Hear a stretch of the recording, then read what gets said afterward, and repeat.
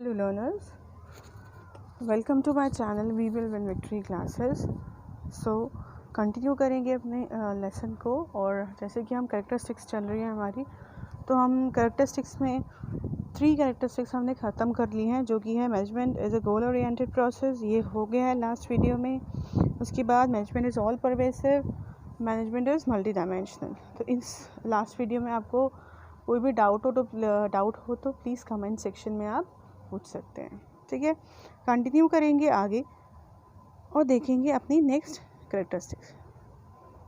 Management is a continuous process. Management एक continuous process है कि मैनेजमेंट चलता रहता है। आप खुद ही सोचिए, अगर स्कूल में मैनेजमेंट बंद हो जाए तो क्या होगा?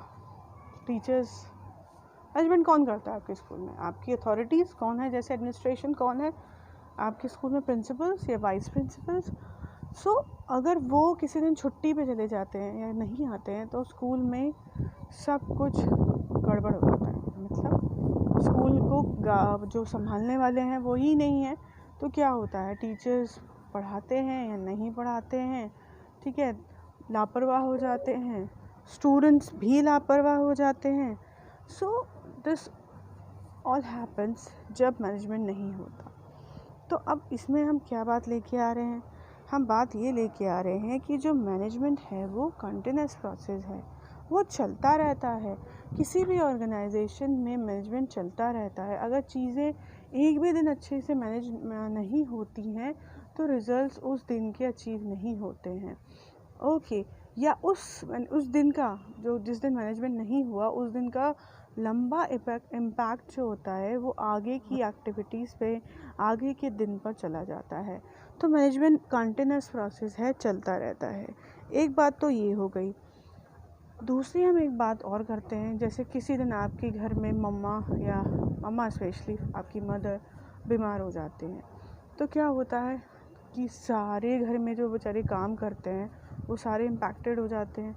आपको टाइम पे फूड नहीं मिलता, घर की क्लीनिंग नहीं होती, बहुत सारी चीज़ें होती हैं हमारे घर में जो हमारी मम्मा करती है। इवन सारी चीज़ें मम्मा ही करती हैं, मदर्स करती हैं। तो उस केस में क्या होता है, घर का मैनेजमेंट उस दिन नहीं होता है और फाइनली वो पूरे दिन की जो एक्टिविटीज़ होती है वो उन सब पर इम्पैक्ट डालता है।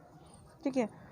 सो और एक और चीज़ जो हम ऑर्गेनाइजेशन के पॉइंट ऑफ व्यू से देखेंगे कि जो 5 सेट ऑफ फंक्शंस हैं, planning, organising, staffing, directing, controlling, ये 5 जो फंक्शंस है, टाइप्स ऑफ फंक्शंस है, एक्टिविटीज़ हैं, वो चलती रहती हैं। ठीक है, वो कंटिन्यूस प्रोसेस की तरह चलती रहती हैं। सो वही चीज़ यहाँ आपको लेके आएंगे that the process of management is a series of a continuous composite but separate functions: planning, organizing, directing, staffing and controlling. These functions are simultaneously performed by all managers all the time. You may have observed that Smita at Namchi Designer Candles performs several different tasks in a single day. Some days she may spend more time in planning a future exhibition, and on another day she may spend time in sorting out an employee's problem. The task of a manager consists of an ongoing series of functions. So here what they are highlighting कि जो 5 set of activities हैं, functions हैं, जो कि managers करते रहते हैं। कभी वो प्लानिंग पे ज़्यादा फोकस कर देते हैं या कभी ऑर्गेनाइजिंग पे ज़्यादा करते हैं, as per the need of the situation. जिस तरह की नीड होती है, या बहुत प्लानिंग करनी है, बहुत कॉम्प्लेक्स सिचुएशन के ऊपर प्लानिंग करनी है, तो हाँ प्लानिंग पर ज़्यादा टाइम दिया जाएगा। या उसी प्लानिंग के लिए जब ऑर्गेनाइजिंग वाली स्टेज आएगी, फ़ंड्स को अरेंज करना है, बहुत क्रिटिकल टाइम है। तो जैसे कि अभी लॉकडाउन चल रहा है, कोरोना वायरस चल रहा है, तो आपकी हमारी जो गवर्नमेंट है वो कितना टाइम प्लानिंग और ऑर्गेनाइजिंग में मतलब वो जो इतना भी मैनेजमेंट की 5 एक्टिविटीज़ हैं, हम उसको सब पर बहुत ध्यान दिया जा रहा है इस समय, है ना। प्लानिंग हो, ऑर्गेनाइजिंग हो, स्टाफिंग हो, डायरेक्टिंग, कंट्रोलिंग हो, सब पर बहुत प्रॉपर ध्यान दिया जा रहा है क्योंकि सिचुएशन बहुत कॉम्प्लेक्स है। तो as per the situation management के जो फंक्शंस हैं उनकी महत्वता बढ़ जाती है, उनकी इम्पोर्टेंस बढ़ जाती है, पर वो चलते रहते हैं। ये जो एक्टिविटीज़ हैं वो चलती रहती हैं। दैट इज़ वाई ये जो आपको नीचे दिख रहा है, ठीक है, ये तो मल्टी डायमेंशनल एक्टिविटीज़ का बताया, लेकिन जो इसका बाहर वाला पार्ट है, okay, planning, organising, leading, controlling, means वही planning, organising, staffing, directing and controlling, ये जो 5 सेट ऑफ फंक्शंस हैं ये चलते रहते हैं कंपनी में, तभी प्रॉपर मैनेजमेंट होता है, और इसलिए मैनेजमेंट को कंटिन्यूस फंक्शन बोला गया है. Okay, so let's move towards the next characteristic, that is management is a group activity. Okay, अच्छा, लास्ट जो आपका करेक्टरिस्टिक है उसमें नामची का एग्जाम्पल दे रखा है. जो नामची हमने पढ़ा था, केस स्टडी पढ़ी थी स्मिता कि हाँ उसका जो टैलेंट था, एक हॉबी थी वो एक्सपोर्ट्स की, तो उसने उसको बिजनेस में कन्वर्ट किया. तो एज अ मैनेजर वो डिफरेंट काइंड ऑफ एक्टिविटीज़ करती थी एक दिन के अंदर. कभी वो प्लानिंग करती थी, ऑर्गेनाइजिंग करती थी, कभी स्टाफिंग करती थी, कभी इन्हीं फंक्शन में से किसी पर ज़्यादा फोकस बनाना पड़ता था, जो मैं आपको अभी बता रही थी. तो वो एग्जाम्पल यहाँ पर दिया हुआ है. सो इट मीन्स व्हाट, कि मैनेजमेंट के अंदर ये जो फंक्शंस हैं वो ऑन गोइंग सीरीज़ में चलते हैं, और ये गोइंग ऑन फंक्शंस होते हैं, चलते रहते हैं, and that is why management is a continuous process. Okay, चलिए अब नेक्स्ट देखते हैं. Management is a group activities. तो बहुत बार रिपीट हो गई ये टर्म, तो स्टार्टिंग से ही लेके चल रहे हैं कि मैनेजमेंट में इतने सारे लोग, मैनेजमेंट जब करा जाता है तो बहुत सारे इंडिविजुअल्स होते हैं, उनको टूवर्ड्स द सेम डायरेक्शन लेके जाया जाता है, ग्रुप गोल्स को अचीव कराया जाता है. तो बट ऑब्वियस मैनेजमेंट एक ग्रुप एक्टिविटी, एक सिंगल पर्सन इतनी बड़ी ऑर्गेनाइजेशन को मैनेज नहीं कर सकता, उसको एम्प्लॉयज़ चाहिए. अब वो एम्प्लॉयज़ भी उसके साथ मिलकर उस ग्रुप गोल को कंपनी के ऑब्जेक्टिव को अचीव कराएंगे, तभी प्रॉपर मैनेजमेंट होगा. ठीक है, और मैनेजमेंट जब किया जाता है तो इतने सारे इंडिविजुअल, तो सबकी अलग अलग नीड्स होती है, उसको भी लेके जाना टुवर्ड्स द कॉमन नीड, कि भाई आपकी नीड तब पूरी होगी जब कंपनी की नीड पूरी होगी. So this all goes like that. So let's see what's there in the content. An organization is a collection of diverse individuals with different needs. Organization के अंदर अलग अलग इंडिविजुअल हैं, सबकी अलग अलग नीड्स हैं. Every member of the group has a different purpose for joining the organisation. हर एक जो मेंबर है, हर एक मेंबर है जो ग्रुप का, सबकी अलग अलग पर्पस है ऑर्गेनाइजेशन को ज्वाइन करने के लिए. But as members of the organization they work towards fulfilling the common organizational objective. लेकिन सब लोग किस लिए काम करते हैं? जो कंपनी का कॉमन ऑब्जेक्टिव है उसको अचीव करने के लिए. So this requires team work and coordination of individual efforts in a common direction. इसके लिए ज़रूरत क्या है? Team work. सबको मिलकर काम करना है, सबको आपस में कोऑर्डिनेशन बनानी है और कॉमन डायरेक्शन में जाना है. At the same time, management should enable all its members to grow and develop as needs and opportunity changes.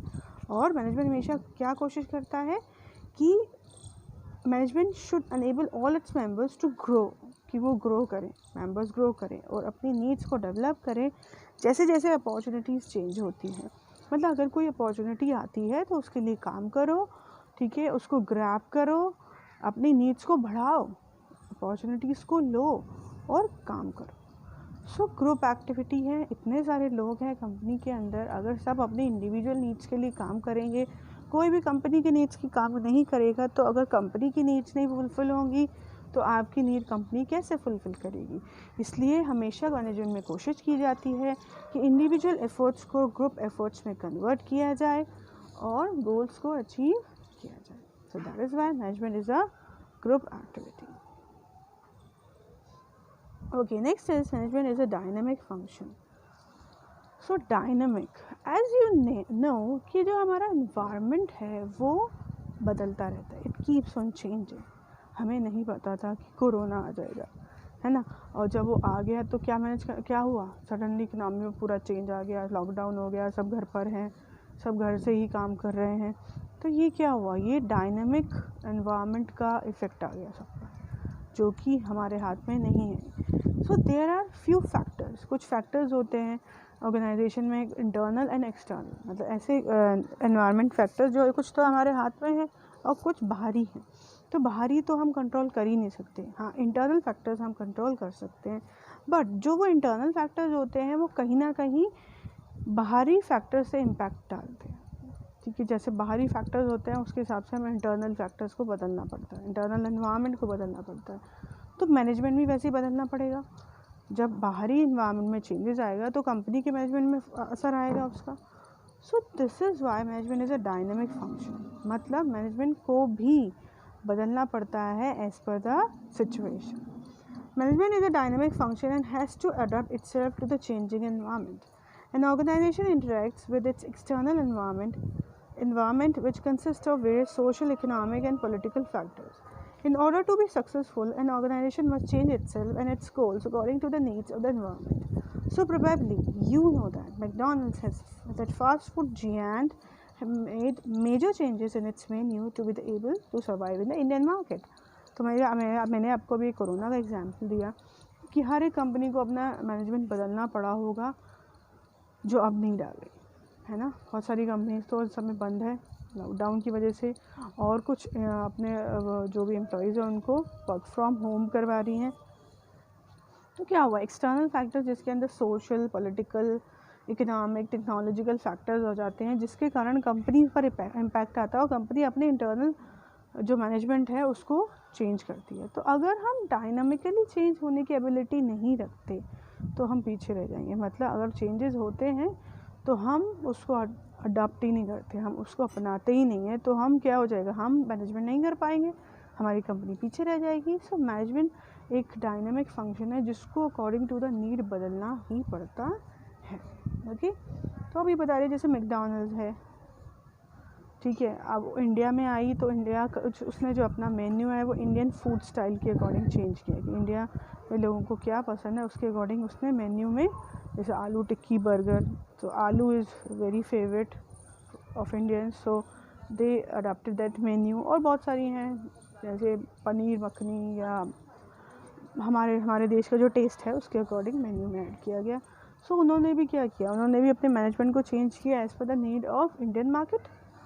So this is how it works. So management has to change with the change in environment. Okay, so that is why management is a dynamic function. And last, management is an intangible force. तो क्या management को आप देख सकते हैं? No, आप नहीं देख सकते।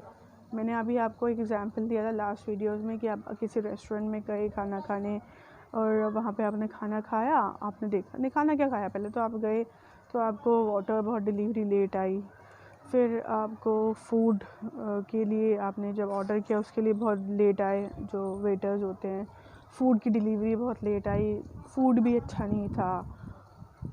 सो food and the service makes the management.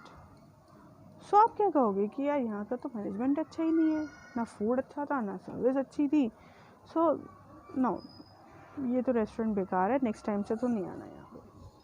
तो वो एक इंटेंजिबल फोर्स है जो आपको दिखा नहीं पर आपने फील किया, जब सर्विस आपको मिली वो आपने फील करी कि हाँ ये सर्विस सही नहीं थी। So management is an intangible force that can not be seen but its presence can be felt in the way the organization functions. Management एक इंटेंजिबल फोर्स है जिसको आप देख नहीं सकते बट फील कर सकते हैं, ठीक है।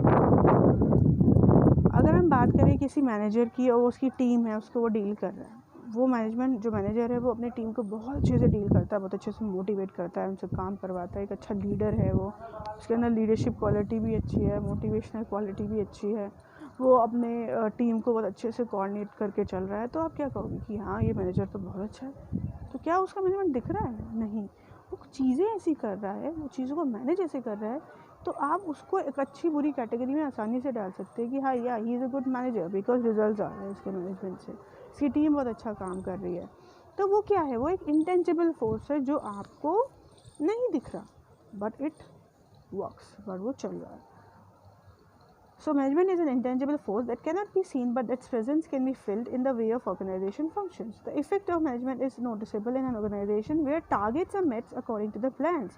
Employees are happy and satisfied and there is orderliness instead of chaos.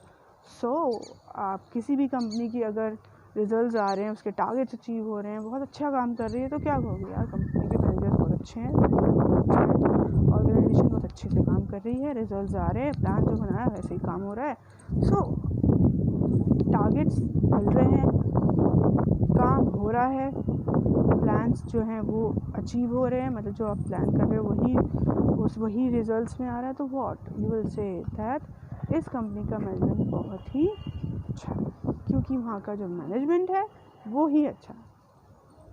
So management का अच्छा बुरा उसके रिजल्ट से पता चलता है, उसकी टीम अच्छे से कैसे काम कर रही है, टारगेट्स आ रहे हैं, तो आप कहोगे हाँ मैनेजमेंट बहुत अच्छा है।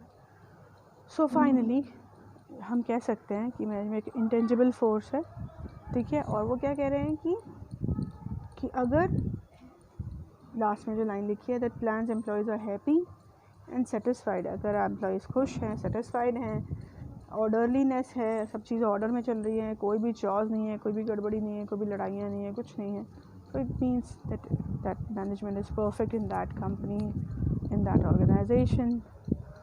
सो this is all about management which is very important for any organization। इसके हमने 7 characteristics देख ली हैं। सब number 1 was management is a goal oriented process, ठीक है, गोल ओरिएंटेड सबसे पहली। Next was management is all pervasive. Next one multi dimensional, right? And then there was management is a group activity, dynamic and intangible force। I think छूट गई मेरे से। Dynamic is over, multi-dimensional is over, yes, continuous process। So 7 है हमारी। Management is a goal-oriented process, management is pervasive, management is multidimensional, management is a continuous process, management is a group activity, management is a dynamic function, and the last one, management is an intangible force। Okay, so this is all about the characteristics of management। I hope आप सबको clear हुआ होगा, और नहीं हुआ तो please मुझे comment section में जाके कमेंट करिए, जो भी आपकी डाउट है, जो भी आपको क्लियर नहीं हुआ। ओके, एंड नेक्स्ट वीडियो मैं उसको क्लियर करूँगी, ठीक है। सब्सक्राइब करिए चैनल को, फॉलो करिए, नोटिफिकेशन आने के लिए बेल आइकन को प्रेस करिए, जिससे आपको अपकमिंग नोटिफिकेशन मिलेगी। ओके, आगे नेक्स्ट वीडियो में हम ऑब्जेक्टिव्स ऑफ मैनेजमेंट देखेंगे, जो कि very important, it and every topic is important for you because you are going for the boards exam. सारी चीज़ें बहुत ही इंपॉर्टेंट है, अच्छे से समझिए, ठीक है। और लास्ट में जब चैप्टर ख़त्म हो जाएगा तो 1 पेज नोट्स लाएंगे क्विक रिवीजन के लिए, ठीक है। तो स्टे ट्यून्ड रहिए हर एक वीडियोस के साथ। Thank you very much, see you in the coming video.